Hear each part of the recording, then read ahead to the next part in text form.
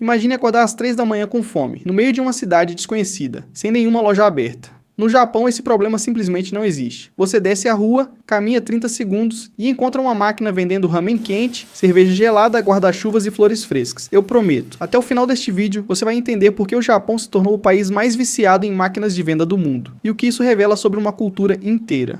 Existem 4 milhões de máquinas de venda automática no Japão, para 125 milhões de habitantes. Isso é uma máquina para cada 31 pessoas. Os Estados Unidos têm o dobro de máquinas, mas também tem quase 3 vezes mais habitantes. O Japão tem a maior densidade do mundo. Em algumas ruas de Tóquio há uma máquina a cada 20 metros. Em certas estações de metrô, corredores inteiros com 15 máquinas lado a lado vendem de bebidas a cosméticos, remédios, brinquedos e roupas íntimas. Mas aqui está a pergunta que ninguém faz quando vê esses números. Por quê?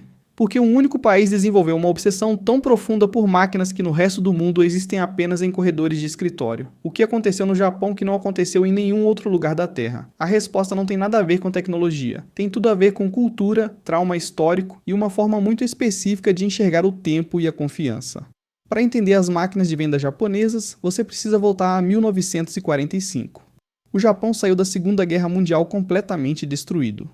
A devastação era nacional, infraestrutura colapsada, fome generalizada, cidades em ruínas. O que aconteceu nos 20 anos seguintes foi um dos milagres econômicos mais rápidos da história humana. O país cresceu a taxas de 10% ao ano durante décadas, e nesse processo surgiu algo peculiar, uma cultura de trabalho tão intensa que o tempo livre se tornou escasso, a ponto de ser considerado quase um pecado. O conceito japonês de karoshi, morte por excesso de trabalho, não é uma metáfora. É um diagnóstico médico oficial reconhecido pelo governo japonês desde os anos 1980. Pessoas literalmente morriam de tanto trabalhar. Infartos e colapsos em escritórios eram comuns o suficiente para gerarem categoria própria nas estatísticas de mortalidade. Nesse contexto, cada minuto conta. Cada segundo economizado em uma tarefa cotidiana é um segundo a mais de descanso ou de produtividade. A máquina de venda não é apenas conveniente, é uma resposta racional a uma sociedade onde o tempo é o recurso mais escasso. Mas isso é só metade da história. A outra metade tem a ver com algo que os japoneses chamam de wa, harmonia social, a manutenção da paz coletiva a qualquer custo. No Japão, a interação humana tem peso, tem protocolo. Quando você entra em uma loja, o funcionário cumprimenta com uma reverência, usa linguagem formal específica, oferece ajuda de maneira ritualizada. Quando você compra algo, há uma troca precisa de dinheiro e troco, recibo oferecido com as duas mãos, sacola embalada com cuidado. É bonito, é respeitoso. E quando você está exausto e não quer interagir com ninguém,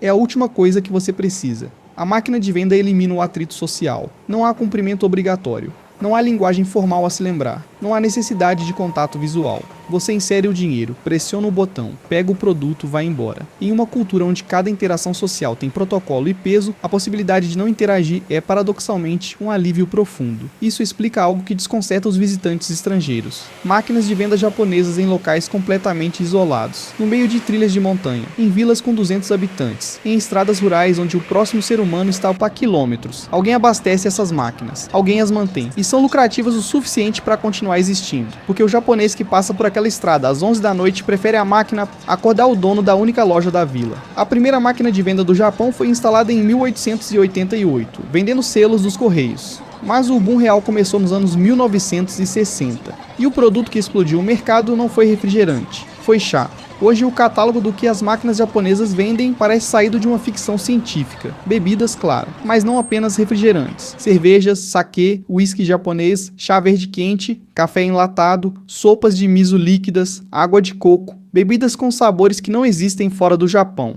Depois vem os alimentos. Ramen em pote, onigiri, bolinhos de arroz recheados, ovos cozidos, frango frito, takoyaki, bolinhos de polvo. Em algumas cidades, máquinas de sushi fresco, reabastecidas várias vezes ao dia. Guarda-chuvas. Sempre guarda-chuvas. Porque o Japão tem chuvas repentinas e imprevisíveis. Gravatas para o executivo que derramou café na sua. Meias. Camisas dobradas em embalagens compactas. Roupas vendidas próximas a hotéis de negócios para viajantes que perderam a bagagem. Cosméticos. Quando você olha para uma máquina de venda japonesa vendendo flores frescas às 2 da manhã em uma rua deserta de Tóquio, você está olhando para algo que vai muito além de conveniência comercial. Está olhando para um país que saiu de ruínas totais em 1945, reconstruiu tudo em tempo recorde, criou uma das economias mais complexas da história, e que no meio de tudo isso, encontrou uma forma de garantir que nenhum cidadão, a nenhuma hora do dia, ficasse sem o que precisava.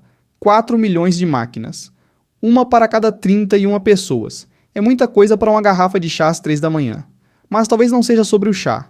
Talvez seja sobre a promessa de que sempre haverá algo lá. Quando as lojas fecham, quando as pessoas dormem, quando o mundo para. Se esse vídeo te fez olhar para o Japão com outros olhos, deixa um comentário aqui embaixo. Me conta qual máquina mais te surpreendeu.